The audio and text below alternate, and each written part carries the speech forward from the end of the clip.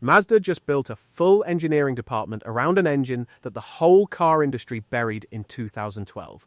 Not a side project, not a nostalgia trip.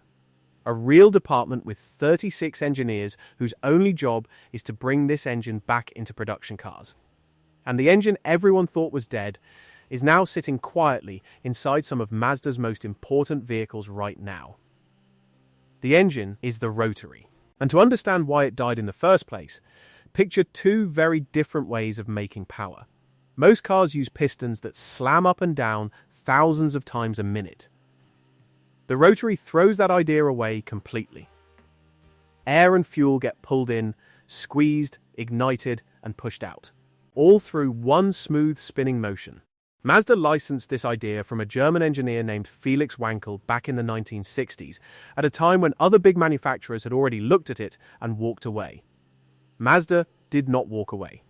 In 1967, the company released the Cosmo Sport, proving the Rotary could actually work on real roads. It became the heart of the company's identity for decades. The RX-7 turned it into a cult favorite. In 1991, a four-rotor version called the 787B won the 24 Hours of Le Mans, and to this day, Mazda is still the only Japanese manufacturer to ever win that race, and the only team to ever win it with a non-piston engine. But the Rotary had two problems that never went away. Its combustion chamber had an awkward shape, so fuel never burned as completely as it did in a normal engine.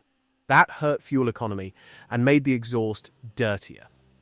On top of that, small parts called apex seals, sitting on the tips of that spinning triangle, wore out faster than engineers wanted. As emissions rules got stricter around the world through the 1980s and 1990s, the Rotary kept falling further behind. By 2012, Mazda finally gave up. The RX-8 was pulled from production, and almost every car journalist on Earth wrote the same line. This engine is finished. It was not finished. In June 2023, Mazda quietly restarted Rotary production inside a car called the MX-30 e-Skyactiv Rev. And this is where the story flips completely. The Rotary in this car never touches the wheels. It never drives anything directly. An electric motor handles 100% of the driving, exactly like a normal EV. Delivering fuel straight into the combustion chamber that tops up the battery when it runs low. It is called a range extender, and that single detail solves the Rotary's oldest weakness almost by accident. A car engine has to constantly change speed, crawling in traffic, climbing hills, racing on the highway. And that constant change is exactly what used to wreck the Rotary's efficiency. A generator does not do any of that. Mazda did not just drop the old engine back in either. This new unit is called the 8C. It displaces just 830 cubic centimeters, built from aluminum instead of iron, shaving roughly 15 kilograms off the old design. It is the first Rotary in Mazda's entire history to use direct fuel injection, delivering fuel straight into the combustion chamber with far more precision than ever before. Engineers added a cooled Eager system to cut losses at low speed, something older Rotaries never had. The compression ratio jumped to 11.9 to 1, up from 10.0 to 1 on the old 13B engine. Together, these changes improved fuel consumption by up to 25% compared to the old Rotary, while meeting Europe's strict Euro 6D emissions standard. The production car pairs this tiny engine with a 17.8 kilowatt-hour battery and a 50-litre fuel tank, giving around 53 miles of pure electric range before the generator ever needs to switch on, and close to 400 miles of total range once it does. Here is where the story gets bigger. In February 2024, Mazda made this official by creating something called the RE Development Group, a full department with its own budget, its own engineers, and one mission: build a modern Rotary that actually works in today's world. Companies do not build permanent departments around dead technology. That alone tells you Mazda believes something here. And then came the concept that got enthusiasts talking again. At the Japan Mobility Show in October 2023, Mazda revealed the iconic SPI, a two-seat sports car concept built around a twin-rotor engine paired with an electric motor. Mazda listed a maximum output of 370 horsepower and a weight target under 1,500 kilograms, with a 50-50 front-to-rear balance. The same philosophy that has defined every Mazda sports car since the original Miata. The concept measured 164.5 inches long, 72.8 inches wide, just 45.2 inches tall, riding on a 102-inch wheelbase, with swan-style doors and a paint color developed specifically for this car called Viola Red.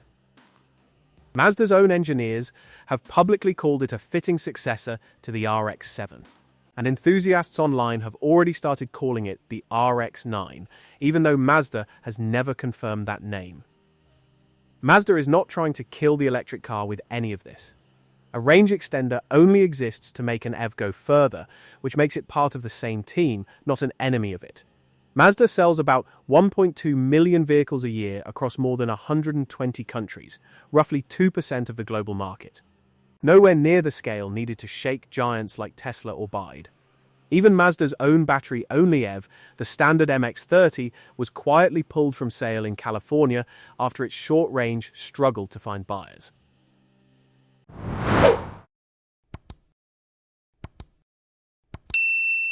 Diamond has one flaw nobody talks about.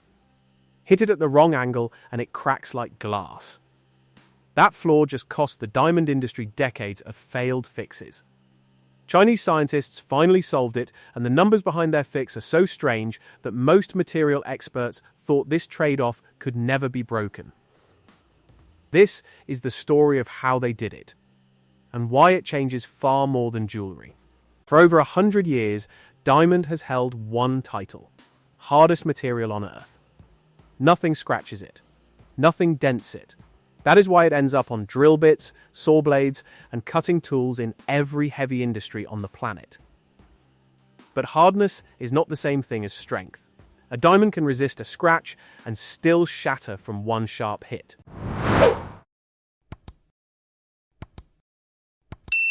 Its atoms sit in a tight, rigid pattern. That pattern is exactly why it is so hard, and exactly why it breaks so easily under sudden force.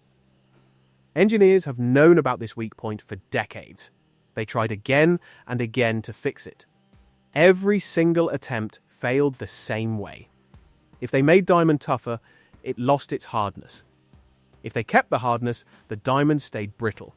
One study in 2020 came close, boosting toughness through a new internal structure, but it still could not hold on to full hardness at the same time. Nobody could get both. A research team from the Chinese Academy of Sciences Institute of Physics, working with Beihang University, built something that breaks this old trade-off completely. Their study was published in the peer-reviewed journal Nature Synthesis, which means other scientists can check every claim.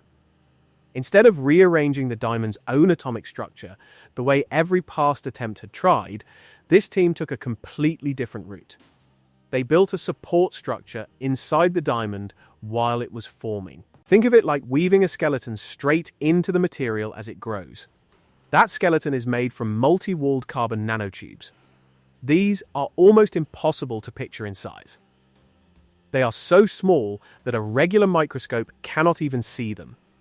Yet each one is stronger than steel by a wide margin. Here is the part that actually makes this work. At the exact spots where the nanotubes touch the diamond, the atomic bonds form a mix. Part of it acts like diamond. Part of it acts like graphite, the same material found in pencils. That mixed bonding zone changes everything. In a normal diamond, a hard impact sends all the force into one tiny point, and that is where the crack starts and spreads. In this new composite, the hybrid bonding spreads that force out across the whole nanotube network. Now for the numbers, and this is where the claim moves from interesting to genuinely shocking. Fracture toughness, which measures how well a material resists cracking, was measured at about 31.9. Ordinary single crystal diamond sits at about 6 on that same scale. That is roughly 5 times higher, with some results showing up to 6 times the toughness. At the same time, hardness barely changed at all. The new composite measured about 91.6 gigapascals, which sits right in the normal range for high-quality diamond, natural or lab-grown. For the first time, a diamond is not choosing between hard and tough. It has both.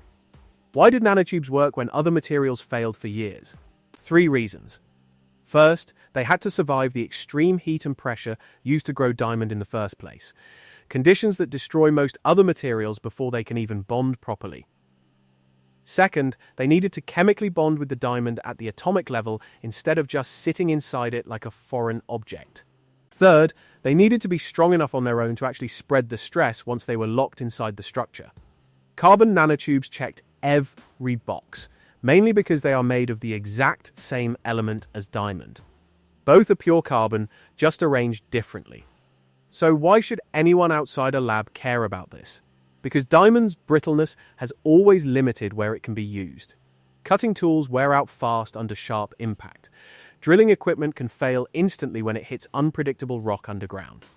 A diamond that resists cracking while staying just as hard could survive far harsher conditions in both industries. It does not stop there. Aerospace and defense face the same exact trade-off diamond has always had. Armor that is hard enough to stop an impact often cracks or fails after just one hit. Before anyone assumes this is showing up in stores next year, here is the honest part. This is a lab result. A verified one, published where other scientists can check it, but still a lab result.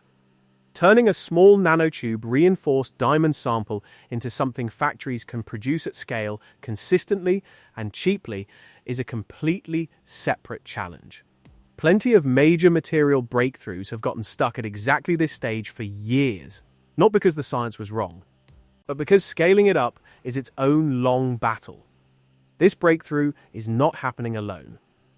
Earlier the same year, a separate Chinese team working across Jiangsu University, Nanjing University, and Henan University of Science and Technology published research in the journal Nature on hexagonal diamond, a rare structure once found only in tiny fragments from meteorite impacts.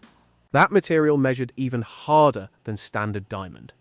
Add in recent Chinese progress in carbon fiber, semiconductor-grade photoresist, and record-breaking solar cell efficiency, and a clear pattern shows up. This is not one lucky result. It is sustained, coordinated investment in advanced materials science across multiple fronts at once.